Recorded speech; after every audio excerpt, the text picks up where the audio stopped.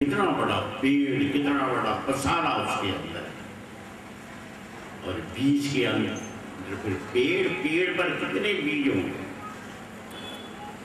अनंत अनंत बेअंत।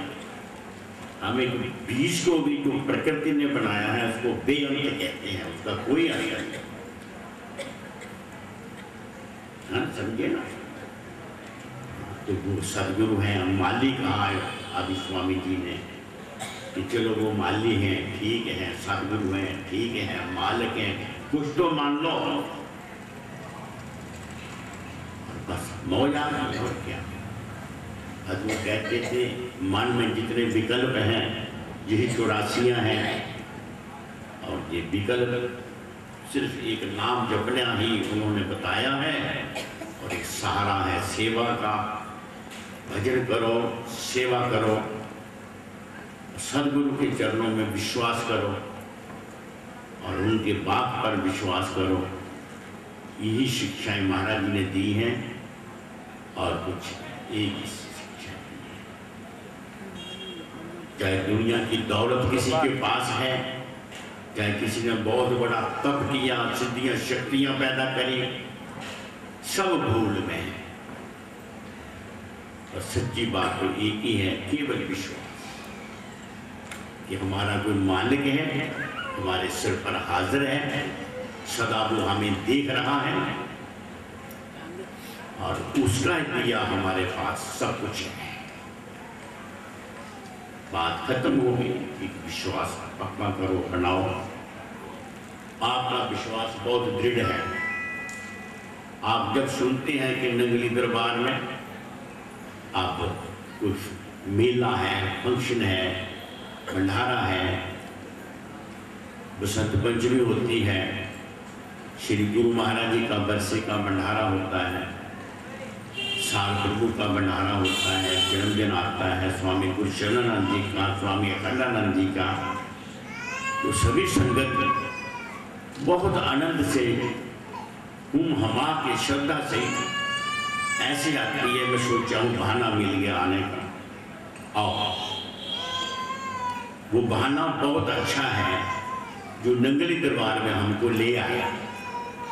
हमारे गुरुदेव साल प्रभु अपना जन्मदिन नहीं मनाते थे, पूछे भी जाता तो बात टोल मटोल कर देते। और हमारे संतों हुआ उनसे पूछते थे तो कहते थे पता नहीं है। तो खैर एक बार दंडोत कर दी सभी भक्तों ने। रामनवमी के बाद कपूर जी के घर में कैथल के लिए कुछ लोग आए थे, और वहाँ आश्रम बनाने की योजना बन रही थी, और वहाँ आश्रम जगह ले ली, और उन्होंने कहा कि सालाना यहाँ कोई फंक्शन होना चाहिए, तो महाराज जी आपका जन्मदिन होना चाहिए। तो हजूर ने कुछ दिया करे, कहते अच्छा बताएं। और जिस दिन उस प्लाट का उद्घाटन हुआ तो महाराज जी का उसी दिन जन्मदिन ही था,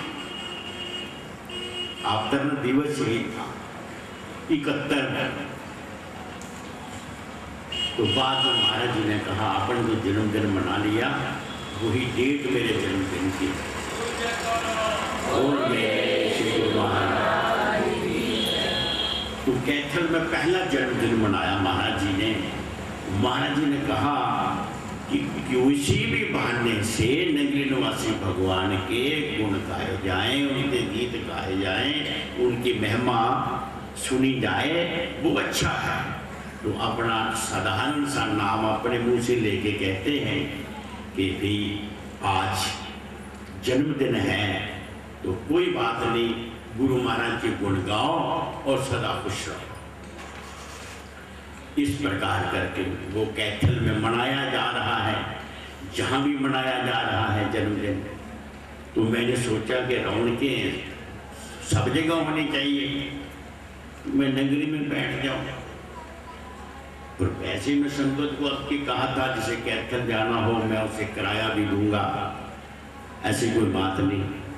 वैसे नगरी साहब में आना हो मैं उसे किराया नहीं दूंगा, वो अपने किराए से आए नगरी में, और जहाँ बैठ के हम सब महाराज मालिक के अवतरण दिवस की खुशियाँ मनाएंगे। सब आए हैं, बैठे हैं, बड़ी अच्छी बात है। बस सुजोलो जो मिला है वो झोली में रहे। घड़े में पानी डाला, सिम गया, पता करो कहाँ गया। अरे क्या बात है, कहाँ चला गया? भरा था, निकालना किसी कम हो गया। सोचते हैं, आप सोचो कि जहाँ तो बड़ी मस्ती है और ये मस्ती काम क्यों होगी? वैसे सोच लो। इस तरह बात है। एक कौवा बड़ा सियाना था, पानी कम था, उसने उसमें पत्थर डाले, पानी बाहर आ गया। तो बस ये मस्ती जो अंदर भरी हुई है ना, इसमें पत्थर न डालना। इस संसार का राग द्वेष, अनेक कामनाएं, अनेक प्रकार की चिंताएं, बस इसीलिए मस्ती कम हो जाती है और कुछ नहीं है। तो सदा माल के चरणों में विश्वास रखकर आनंद से, मौज से रहो, सदा खुश रहो। अभी प्रोग्राम जहाँ संपन्न होगा और फिर उसके बाद प्रेम 2:30 बजे, ठीक है? हाँ, आप भोजन करना, उसके बाद घंटा आराम करके 2:30 बजे आना।